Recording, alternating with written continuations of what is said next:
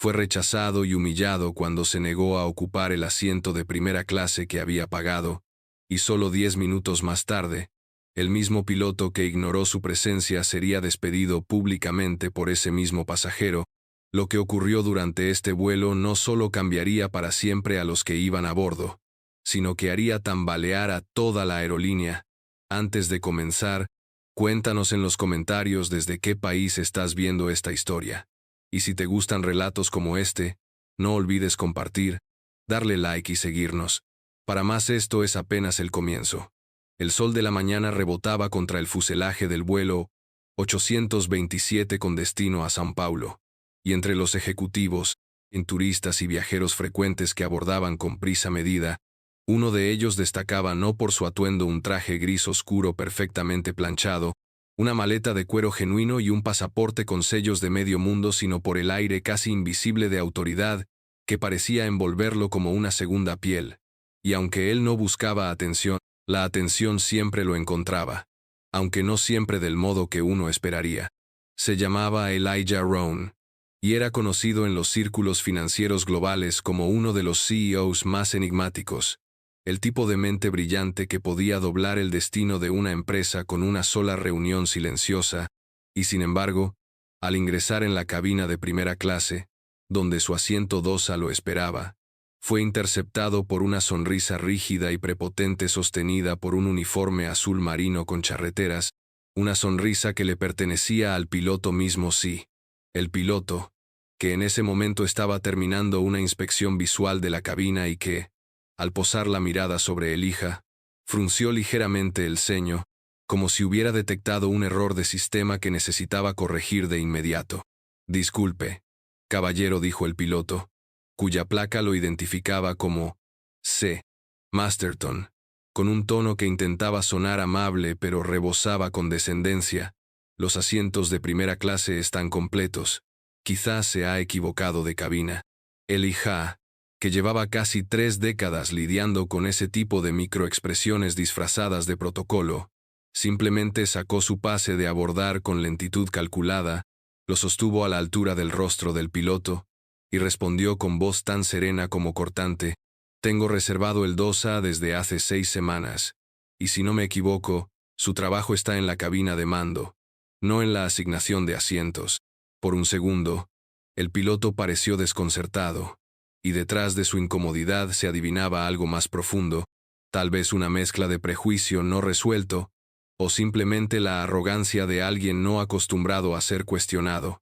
Así que, sin ofrecer disculpas ni buscar aclaraciones, levantó la mano con un gesto breve y dijo: «Voy a pedirle que se siente temporalmente en la parte trasera mientras resolvemos este malentendido», y con esas palabras, desató la chispa que encendería la historia más increíble jamás ocurrida en un avión de pasajeros. Elijah no discutió, no alzó la voz, ni siquiera movió una ceja.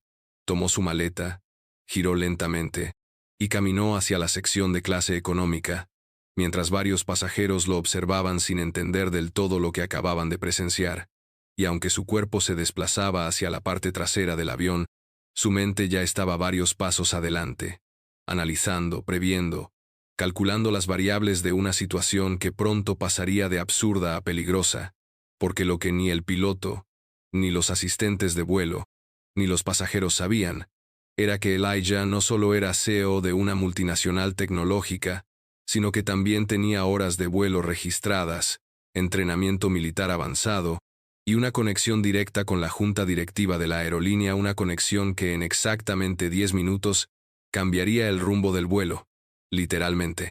Mientras el vuelo 827 se despegaba de la pista con una suavidad ensayada, como si nada anormal hubiera ocurrido, Elijah Rohn se acomodaba en el estrecho asiento 24C, al lado de un adolescente que no paraba de masticar chicle, y una mujer dormida con auriculares enormes, y aunque su cuerpo estaba reclinado en ese espacio que parecía diseñado para humillar a cualquier espalda adulta, su mente navegaba con precisión quirúrgica por los acontecimientos que acababan de desarrollarse, preguntándose no si actuar, sino cuándo hacerlo.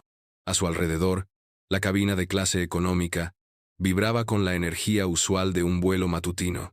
El crujir de envoltorios de snacks, el zumbido constante de las turbinas y el chisporroteo de conversaciones triviales entre desconocidos que compartían el mismo aire enlatado por varias horas, pero por encima de ese murmullo mundano, Elijah mantenía sus sentidos atentos, percibiendo cada cruce de miradas, cada movimiento de la tripulación, cada palabra emitida por los altavoces con una calma inquietante que solo tienen los que han estado al mando en situaciones mucho más peligrosas que una cabina mal manejada.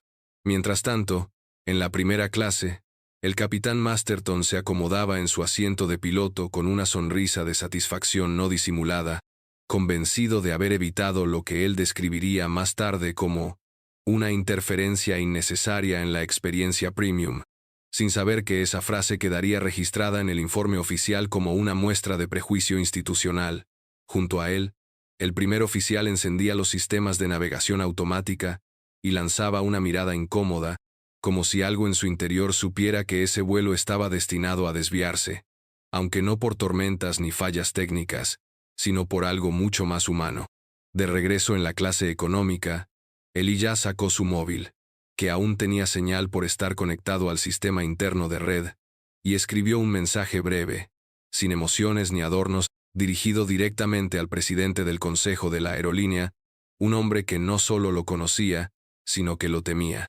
Estoy a bordo del 827. Piloto interfirió con mi asiento. No reconoceré autoridad alguna si ocurre una emergencia. Prepárense. No añadió despedida ni explicación, y al enviar el mensaje, volvió a guardar el teléfono, cerrando los ojos por un instante como si tomara una pausa para sincronizar su respiración con la del avión mismo, porque aunque aún no lo sabía nadie más en esa aeronave, en cuestión de minutos, los controles dejarían de responder correctamente, y toda la seguridad del vuelo dependería no del piloto que lo desplazó, sino del hombre que acababan de relegar a la fila 24. Y justo cuando la auxiliar de vuelo pasaba por su fila ofreciendo jugo envasado con una sonrisa automática, el avión dio un pequeño tirón, un latido extraño, casi imperceptible, que provocó apenas un leve ajuste de cinturones entre los pasajeros, pero que para Elijah significó otra cosa completamente distinta, un síntoma de despresurización leve en la cabina de mando, una falla que no tendría por qué ocurrir si los protocolos se hubieran seguido al pie de la letra. Se quitó el cinturón sin decir palabra y se incorporó lentamente, mientras la auxiliar le dijo con una voz entre preocupada y ensayada: «Señor, por favor, debe permanecer sentado». Pero él no respondió, porque no tenía que hacerlo, y cuando ella intentó detenerlo con una mano suave, la mirada que él le lanzó, una mirada cargada de algo que no era rabia sino autoridad pura, fue suficiente para que ella se apartara sin oponer resistencia. Elijah caminó por el pasillo con paso firme, con todos los ojos siguiéndolo como si llevara un emblema invisible en el pecho, y cuando llegó a la puerta de la cabina, tocó 2 veces con los nudillos, como si en realidad estuviera tocando el umbral de un juicio inminente. Y entonces, la voz del capitán sonó desde el interior, tensa por primera vez. «¿Qué demonios está haciendo usted fuera de su asiento?». A lo que Elijah respondió, sin levantar la voz, pero con un tono que cortó el aire como un bisturí, corrigiendo su error: «Ábrame la puerta, o este avión no llegará a su destino». Durante un segundo que se alargó como una turbulencia sin fin, nadie habló al otro lado de la puerta de la cabina, como si incluso los sistemas electrónicos del avión hubieran decidido contener la respiración ante lo que estaba a punto de suceder, y fue entonces cuando se escuchó el leve chasquido metálico del seguro, deslizándose hacia un lado, un sonido tan pequeño que la mayoría de los pasajeros no lo habría notado, pero que para Elijah Rohn sonó como una detonación de posibilidad. La puerta se entreabrió apenas unos centímetros, revelando el rostro del primer oficial, un joven de mandíbula apretada y ojos de alerta, que apenas reconoció a Elijah, lo miró como si estuviera viendo a un fantasma autorizado. «Señor, este es un espacio restringido», intentó decir, aunque en su voz ya no quedaba ni la mitad de la autoridad que usualmente acompañaba esa frase.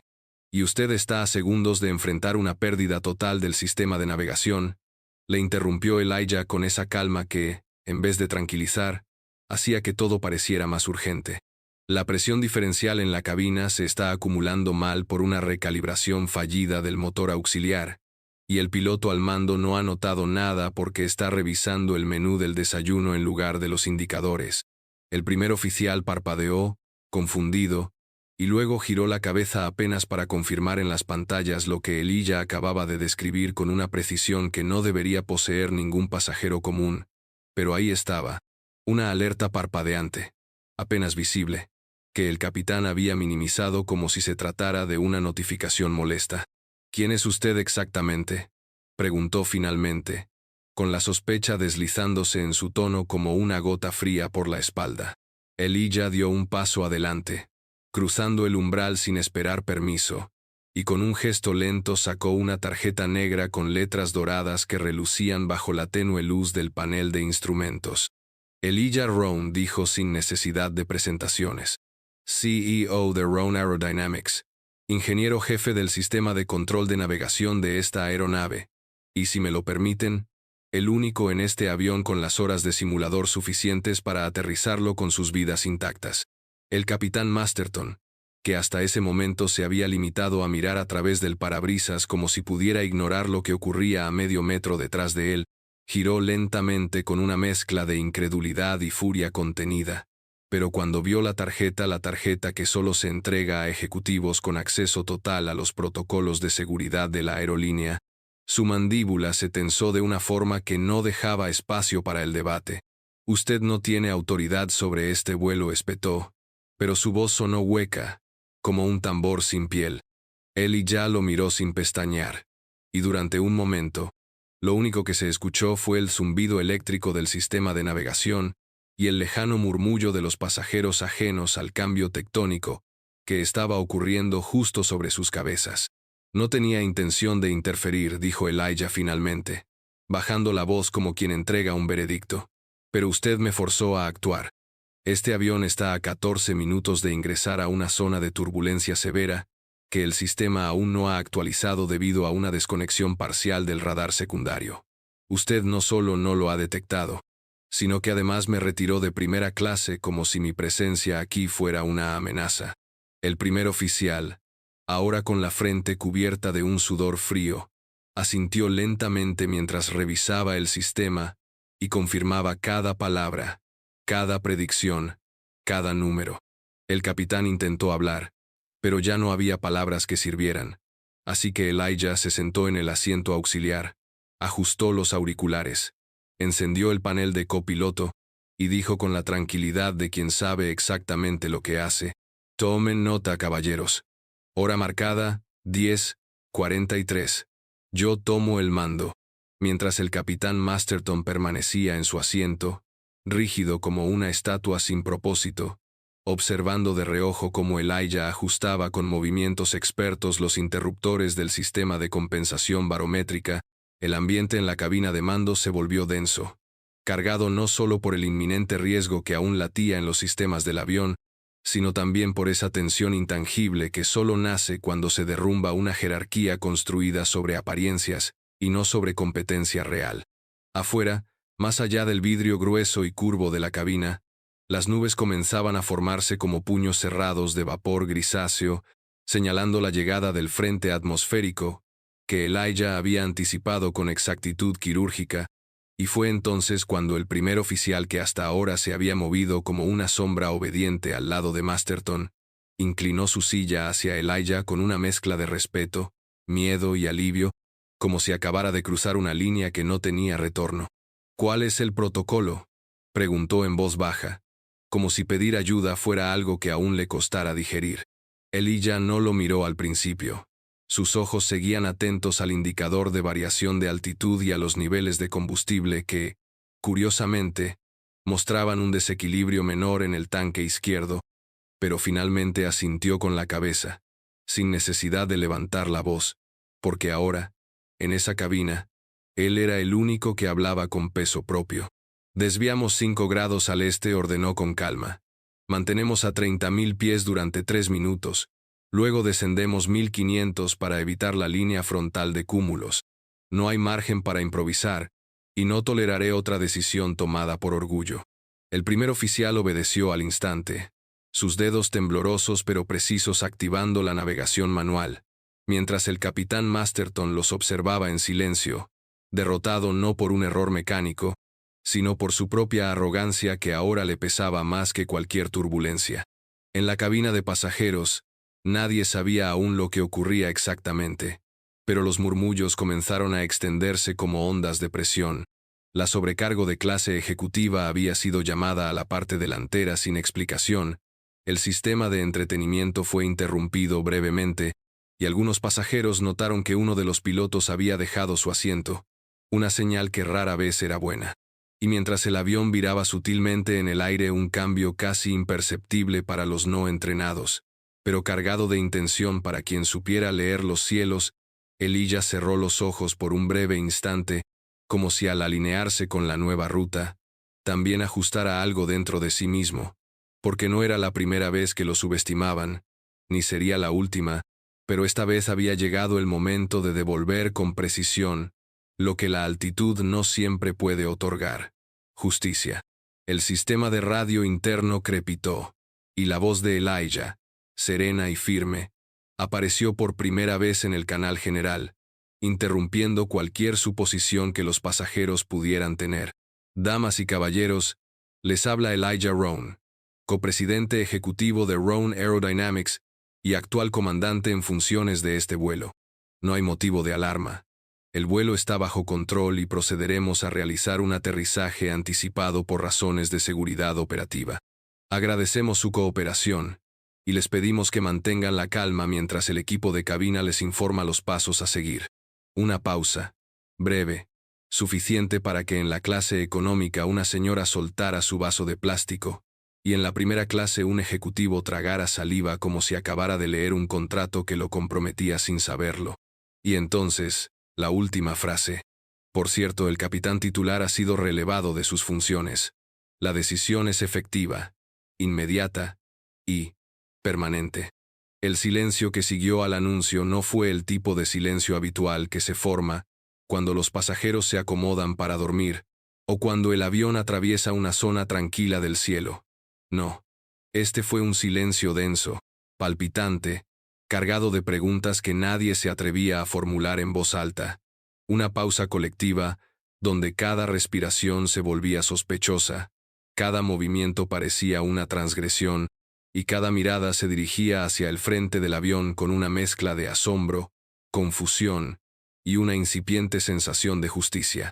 En la cabina, el capitán Masterton respiraba de forma contenida, los nudillos apretados contra los descansabrazos de su asiento, incapaz de pronunciar una sola palabra mientras observaba cómo Elijah Rohn, aquel hombre al que había desplazado con desdén como si fuera una anomalía incómoda, ejecutaba con precisión impecable las maniobras necesarias para reencauzar el vuelo, y por primera vez en su carrera, Masterton sintió que el uniforme que vestía le pesaba más que un paracaídas mojado.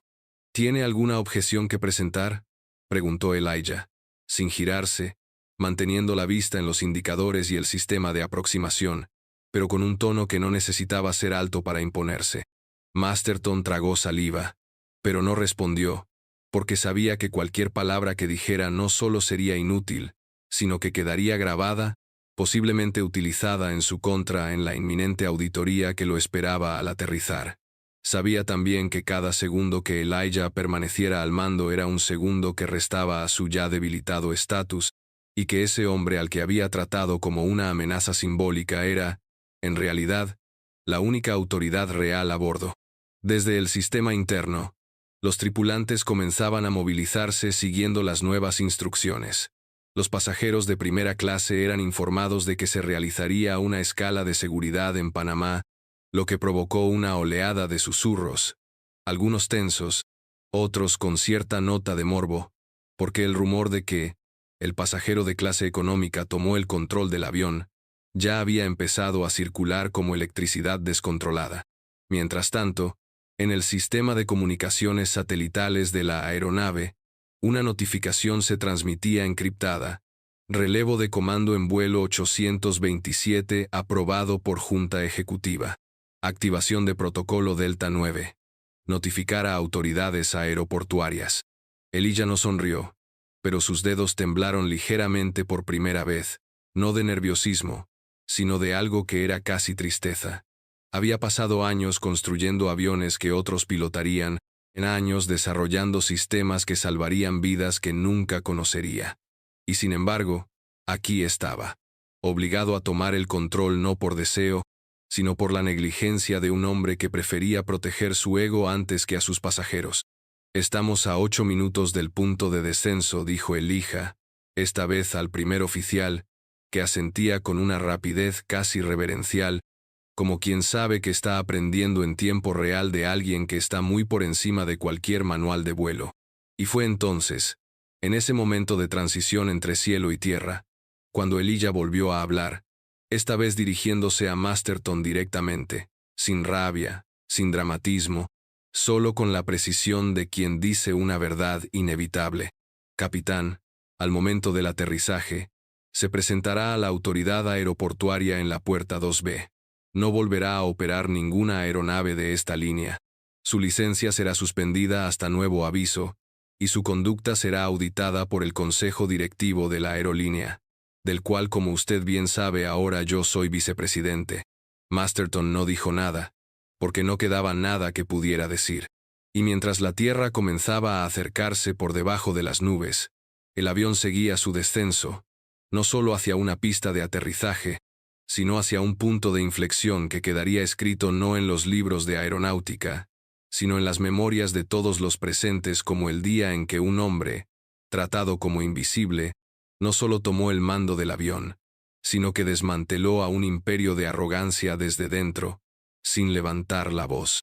Cuando las ruedas del vuelo 827 tocaron la pista del Aeropuerto Internacional de Tocumen con una suavidad casi antinatural, como si el avión no aterrizara, sino que se posara con dignidad sobre la tierra, los pasajeros, que aún no sabían del todo lo que había ocurrido entre las nubes, se aferraron instintivamente a los reposabrazos, no por miedo, sino por esa sensación profunda e inexplicable de que algo importante acababa de concluir, y que ninguno de ellos volvería a abordar un avión sin recordar aquel aterrizaje.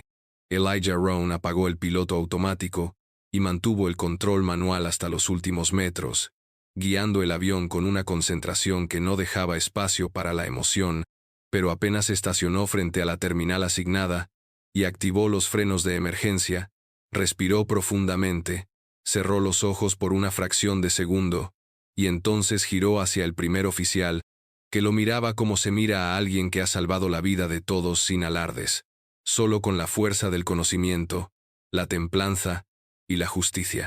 «Contacto con torre confirmado», dijo el primer oficial, apenas en un susurro. «Están listos para recibirnos». La puerta de la cabina se abrió, y la jefa de cabina, una mujer que había mantenido su temple con admirable profesionalismo a lo largo del vuelo, entró con una expresión entre solemne y agradecida, y tras ella, subieron 2 miembros de seguridad aeroportuaria junto a un representante local de la aerolínea, que avanzaron con paso firme hacia el asiento del capitán Masterton. «Capitán, debe acompañarnos», dijo el oficial, sin levantar la voz, pero con una firmeza que no dejaba lugar a negociación. Masterton ni siquiera preguntó por qué. No hizo escenas. No discutió.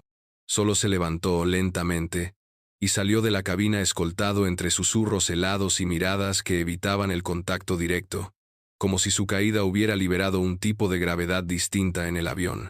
Elijah se mantuvo sentado por un momento más, como si no tuviera prisa por salir, observando cómo, uno a uno, los pasajeros comenzaban a entender lo ocurrido.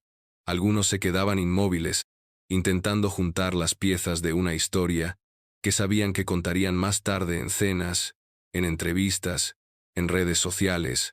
Otros se levantaban lentamente, dirigiéndose a la salida con una nueva forma de respeto en sus gestos, lanzando miradas furtivas a aquel hombre que, hasta hacía poco, había sido tratado como un error del sistema. Fue entonces cuando una niña pequeña, de no más de 7 años, se soltó de la mano de su madre y se acercó tímidamente al asiento donde Elijah guardaba su tablet de navegación. «¿Tú eres el que salvó el avión?», preguntó con esa inocencia que perfora cualquier protocolo. Elijah sonrió, por primera vez en todo el vuelo, y asintió con la cabeza. No lo salvé, dijo con voz tranquila. Solo lo llevé a donde tenía que ir. La niña lo miró unos segundos más, como si no supiera si creerle o adorarlo, y luego regresó corriendo con su madre, quien le dedicó una mirada a Elijah tan llena de gratitud que no necesitó palabras. Minutos después, Elijah descendió del avión por la escalinata a auxiliar una decisión deliberada para no cruzarse con la prensa que ya comenzaba a agolparse en la terminal principal, y fue recibido por el CEO de la aerolínea, un hombre de rostro tenso y corbata torcida que estiró la mano con torpeza. Señor Rohn, esto fue inesperado. Elijah no respondió de inmediato.